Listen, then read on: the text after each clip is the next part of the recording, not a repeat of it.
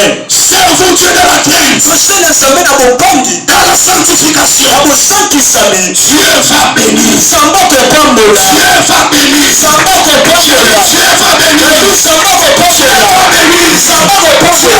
bénir. Dieu va bénir. Dieu va bénir. Dieu va visiter. Dieu va élever.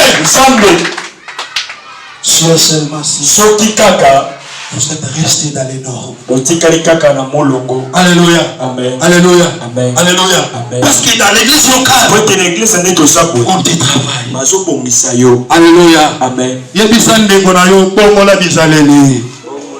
Yebisa to anda ko nzamtali yebisa ye. Mama umwambi yebisa ye. Yebisa ye lisusu bongola bisaleli. Alléluia. Amen. Alléluia. Amen. Je ne suis pas venu avec l'enseignement de la condamnation. Sinon, tu peux papa, moko à condamnation. Il faut que se concerne à la sagesse. Non, ce que je fais, c'est la sagesse d'en haut. C'est la sagesse de Dieu. Alléluia. Amen. Alléluia. Amen. Maintenant, après cet endroit, c'est lui qui est le lieu transitoire. Quand tu es né de nouveau, quand tu as l'esprit de Dieu sur toi, tu es la marque de Dieu. C'est maintenant elle qui te donnera l'accès dans l'église corps.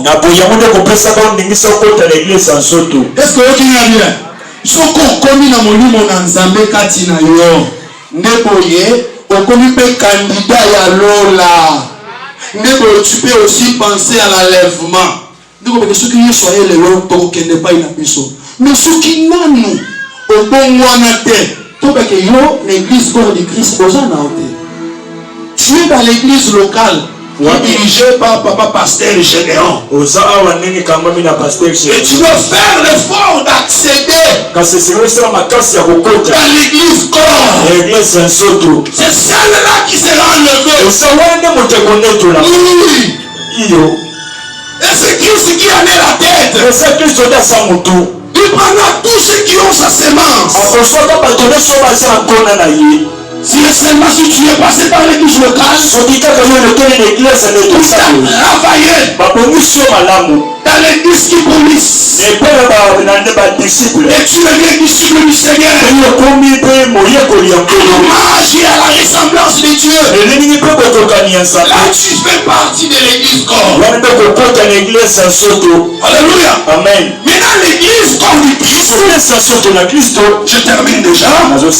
L'église corps du Christ, qui est l'ensemble de tous les chrétiens du monde. Les gens ont voulu diaboliser les juifs. Les gens ont voulu créer ou s'aimer ou bien faire germer l'antisémitisme dans les cœurs des gens. Oh, les juifs sont méchants. Ils ont tué Jésus. Non, ce ne sont pas eux qui l'ont tué. Ce sont les Romains. C'est pas les Juifs. C'est la méchanceté qui est dans les corps de la religion apostate. Ils veulent s'aimer l'antisémitisme dans vos cœurs. Alors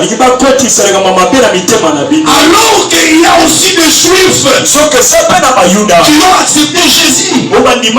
C'est pourquoi je te dis ce matin, l'église corps du Christ, c'est l'ensemble de toutes les nations. C'est ça l'église du Seigneur. Maintenant prenons Jean chapitre 10 verset 16. Jean chapitre 10. Jean chapitre 10 verset 16. Nous voulons comprendre un mystère.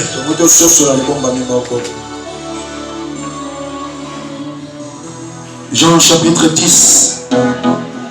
Frère, Bible mais on a chanté au bien. Jean chapitre 10 verset 16. Jean chapitre 10 verset 16. J'ai encore d'autres brebis qui ne sont pas de cette bergerie. Celles-là, il faut que je les amène. Elles entendront ma voix et il y aura un seul troupeau, un seul berger.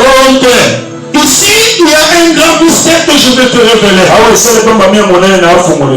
Bien se dit ceci. Il dit, j'ai encore d'autres troupeaux.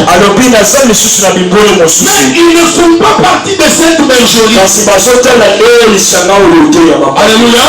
Alors que d'après la définition, la bergerie c'est un lieu où on enferme et on nourrit les brebis. Alléluia. Maintenant, Christ avec sa bergerie là, il dit que j'ai d'autres brebis qui ne sont pas de cette bergerie. Donc il y avait une autre bergerie.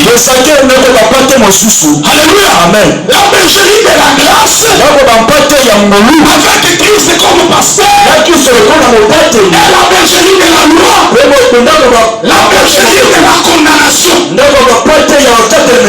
les brebis sont liés. Ils sont prêts à être tués. Ils sont destinés à la mort. Romains chapitre 7. Verset 14. Si j'ai été vendu. Nous avons été vendus dans la bergerie de la condamnation. Depuis le péché d'Adam, nous étions tous livrés. Quand Christ vient, il nous ceci. Je vais les prendre. Et nous écouterons ma voix. Pour être cette bergerie. Matthieu chapitre 21. La Bible déclare. Allez-y. Près du village. Et près de Jérusalem. Vous verrez un homme. Une ânesse attachée. Détachez-les. Si on vous demande ce qui va tout le mettre avec le fils. Les petits souples qu'on a envoyés étaient à Ninive. On ne devait pas mentionner leur nom. Les petits souples mystères. Quand ils sont arrivés, ils ont trouvé les brebis attachés. Ils les ont détachés. Mais qui les aidait, messieurs? C'est la parole et l'esprit. Il envoya sa parole. Sa parole est guérie. C'est ce matin. La parole de Dieu.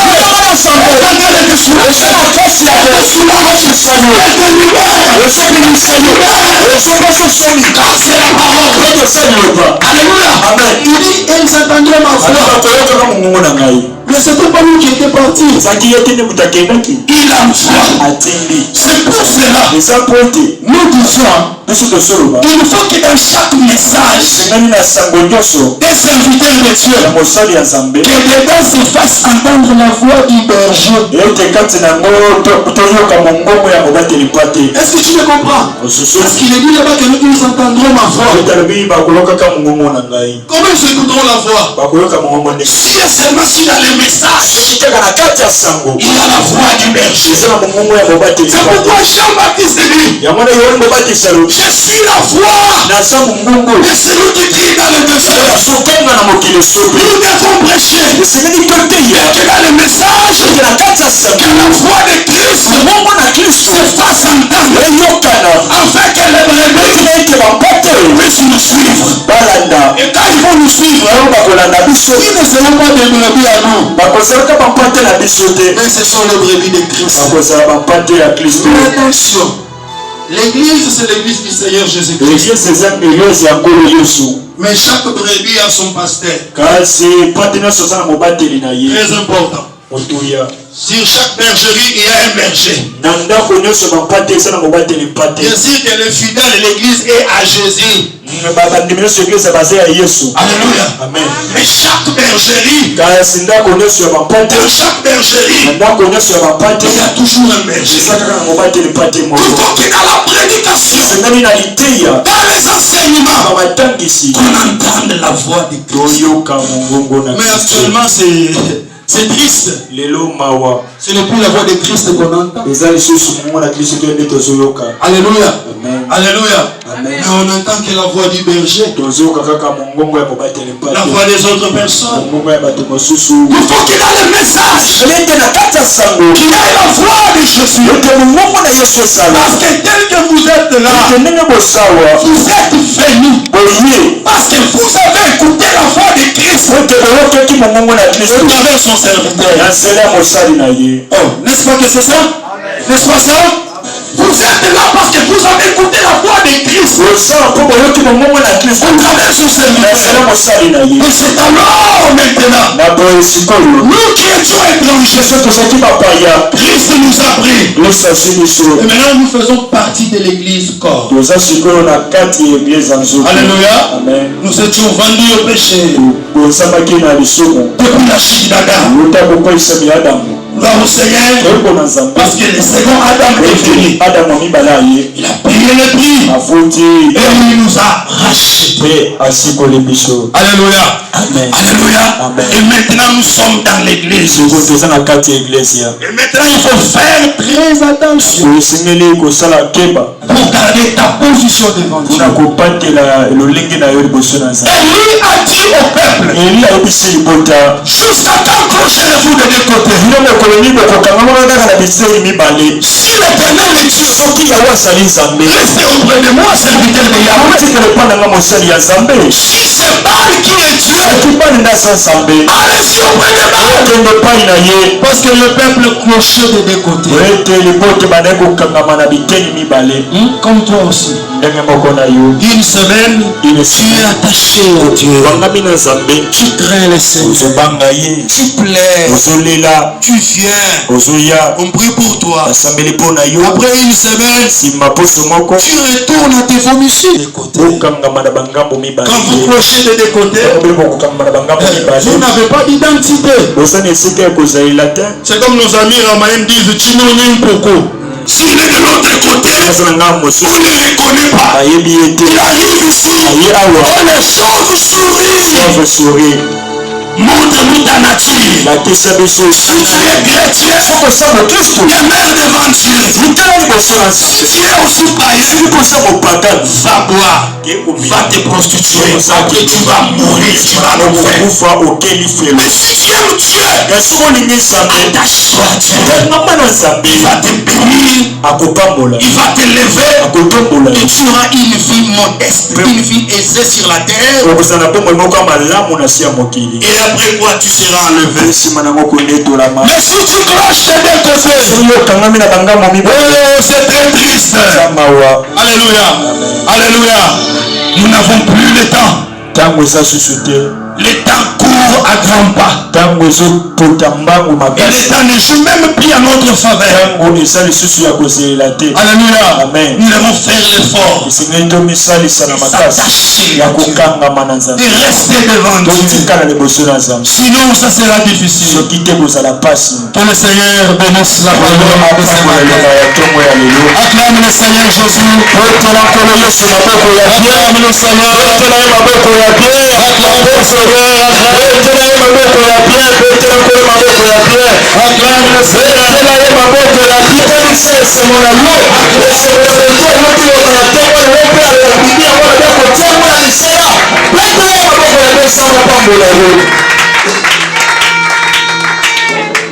Gloire au Seigneur.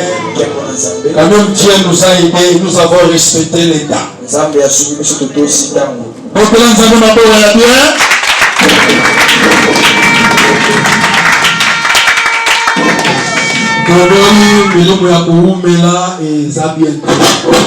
Amen. Donc retiens que l'église locale, ou bien d'abord l'église d'Amboum, c'est l'ensemble des gens qui sont appelés hors du monde. Amen. On va encore enseigner. Parce que l'église est encore au rez-de-chaussée et il faudrait d'abord comprendre.